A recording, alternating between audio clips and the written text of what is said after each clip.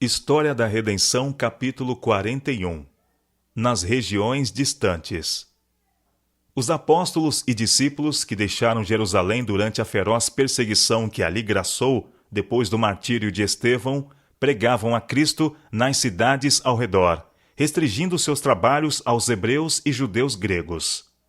A mão do Senhor estava com eles, e muitos crendo se converteram ao Senhor. Atos capítulo 11, verso 21. Quando os crentes em Jerusalém ouviram as boas novas, se rejubilaram, e Barnabé, homem bom, cheio do Espírito Santo e de fé, foi enviado a Antioquia, a metrópole da Síria, para ajudar a igreja local. Trabalhou com grande sucesso.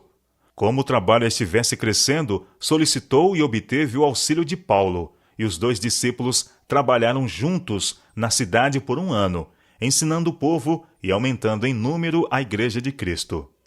Antioquia tinha grande população tanto de judeus como de gentios, e era grande refúgio para os amantes do sossego e recreação, por causa de sua localização saudável, das belezas que a circundavam, da riqueza, da cultura e refinamento que ali se encontravam. Seu extenso comércio fez dela um lugar de grande importância, onde pessoas de todas as nacionalidades eram encontradas. Era, portanto, uma cidade de luxo e vício. A retribuição de Deus finalmente veio sobre Antioquia, por causa da maldade de seus habitantes. Foi em Antioquia que os discípulos foram pela primeira vez chamados cristãos. Este nome foi-lhes dado porque Cristo era o principal tema de sua pregação, conversação e ensino.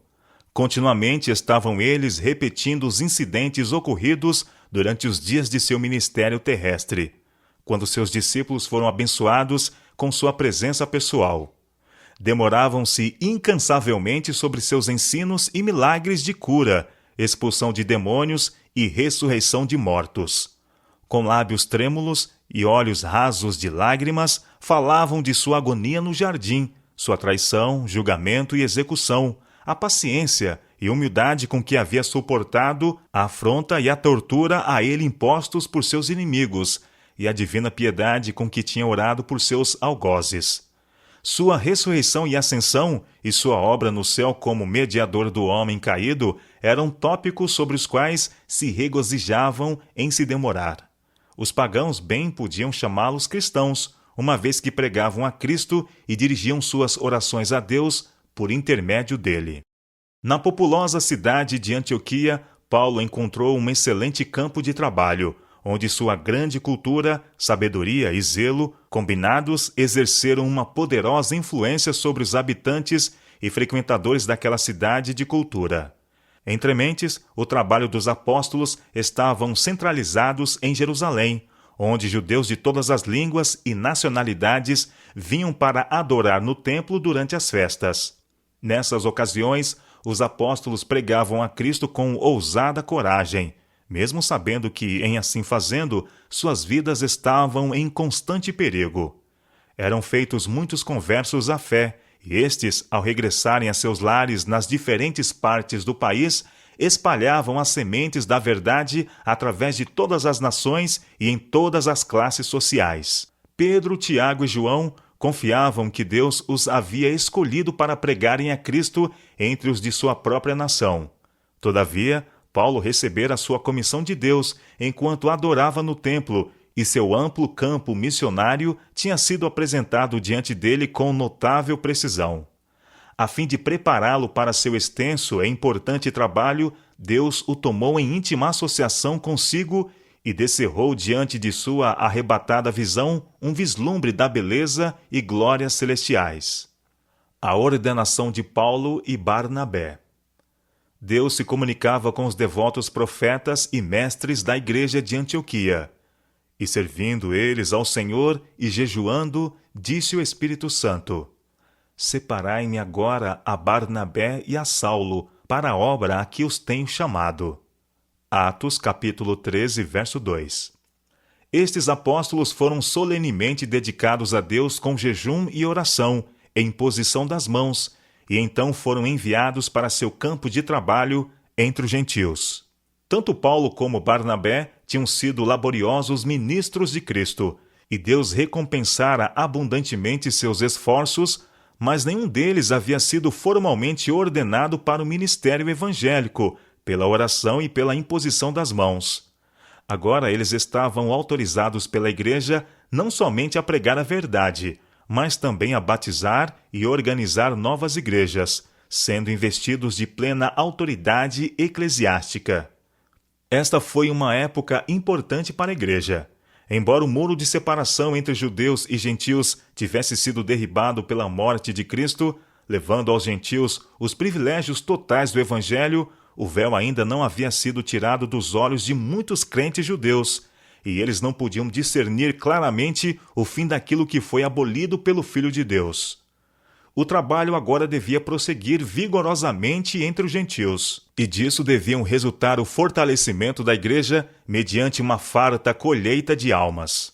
Os apóstolos, nesse seu trabalho especial, estariam expostos a suspeitas, preconceitos e ciúmes. Como consequência natural de sua saída do exclusivismo judaico, suas doutrinas e ideias estariam sujeitas à acusação de heresia, e suas credenciais de ministros do Evangelho seriam postas em dúvida por muitos judeus zelosos e crentes. Deus previu as dificuldades que seus servos deviam enfrentar e, em sua sábia providência, fez com que fossem investidos com a inquestionável autoridade da estabelecida Igreja de Deus, para que sua obra estivesse acima de acusação.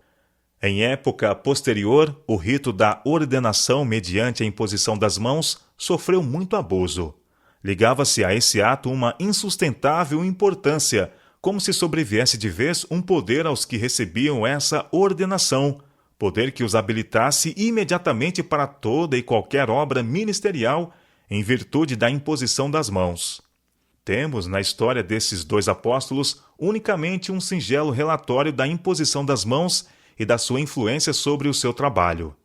Tanto Paulo como Barnabé já haviam recebido sua comissão do próprio Deus, e a cerimônia da imposição das mãos não ajuntou à mesma nenhuma graça ou virtual qualificação.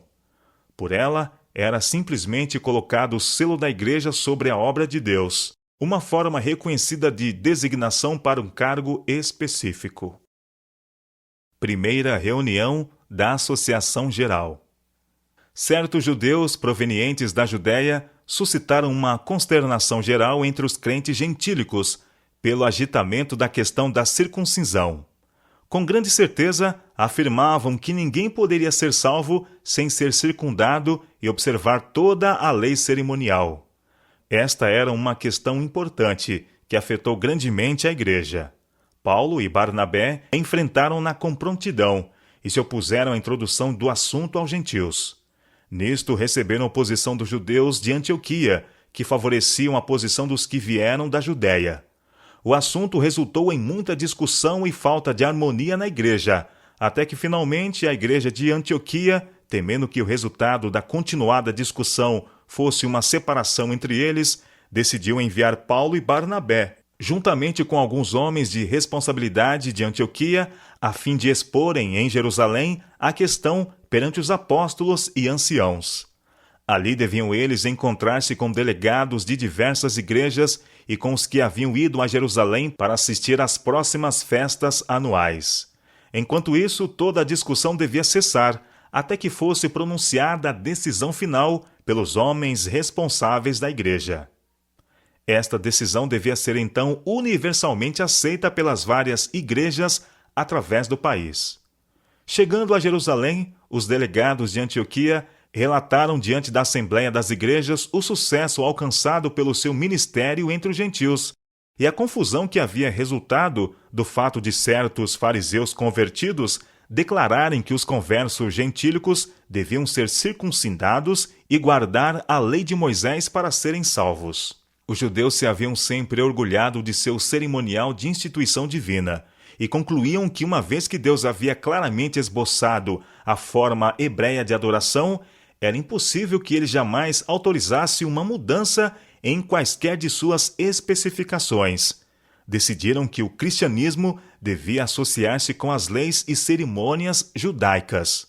eram tardos em discernir o fim das coisas abolidas pela morte de Cristo, e em perceber que todas as ofertas sacrificais não tinham senão prefigurado a morte do Filho de Deus, em que o tipo encontrou o antítipo, tornando sem valor as divinamente designadas cerimônias e sacrifícios da religião judaica. Paulo havia se orgulhado de seu farisaísmo estrito, mas depois que Cristo a ele se revelou na estrada de Damasco, a missão do Salvador e seu próprio trabalho na conversão dos gentios foram claros em sua mente. E ele compreendeu inteiramente a diferença entre uma fé viva e um formalismo morto.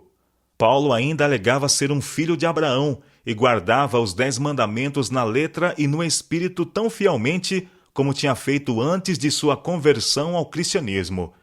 Entretanto, sabia que as cerimônias típicas logo deviam cessar completamente, já que aquilo que tinham representado estava no passado e que a luz do Evangelho espargia sua glória sobre a religião judaica, conferindo um novo significado a seus rituais antigos. Evidência da experiência de Cornélio. A questão então trazida à consideração do concílio parecia apresentar dificuldades insuperáveis observadas sob qualquer luz. Mas o Espírito Santo já havia, em realidade, solucionado esta questão, de cuja decisão parecia depender a prosperidade, se não a existência mesmo da Igreja cristã. Graça, sabedoria e santo juízo foram dados aos apóstolos para decidirem o controvertido problema.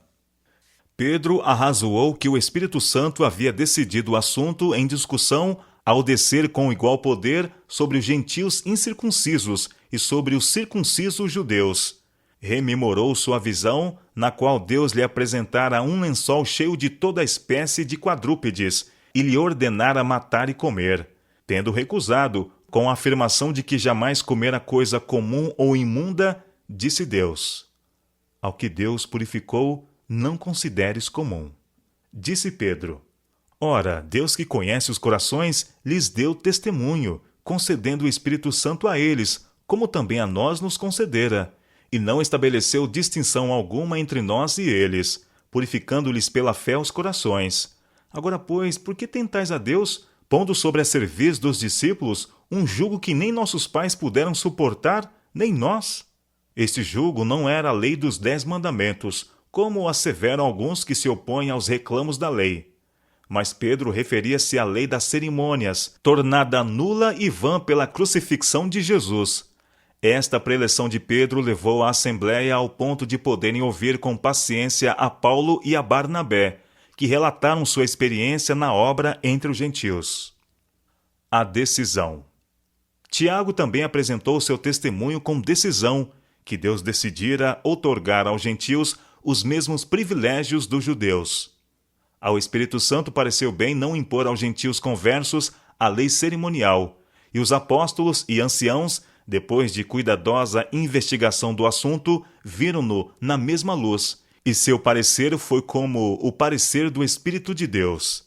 Tiago presidiu ao concílio e sua decisão final foi: pelo que julgo eu, não devemos perturbar aqueles que dentre os gentios se convertem a Deus.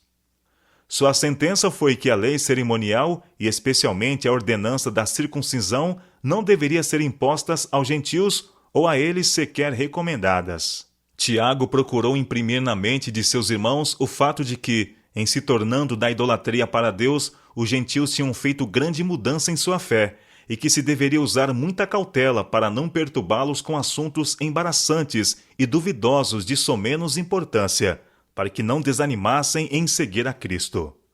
Os gentios, porém, não deviam seguir uma conduta que materialmente conflitasse com as opiniões de seus irmãos judeus, ou que criasse em sua mente preconceito contra eles.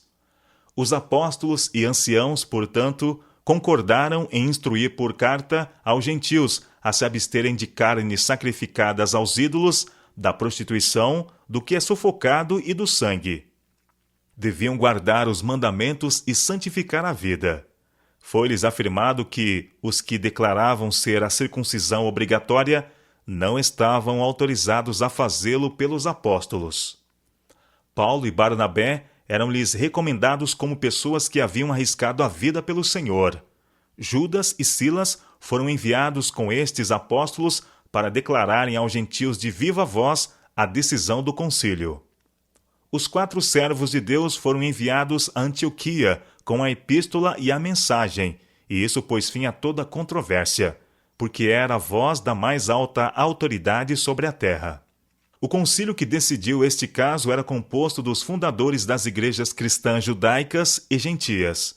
Estavam presentes anciãos de Jerusalém e delegados de Antioquia, e as igrejas mais influentes estavam representadas. O concílio não reclamou a infabilidade de suas deliberações, mas conduziu-se de acordo com os ditames de iluminado juízo e com a dignidade de uma igreja estabelecida pela vontade divina.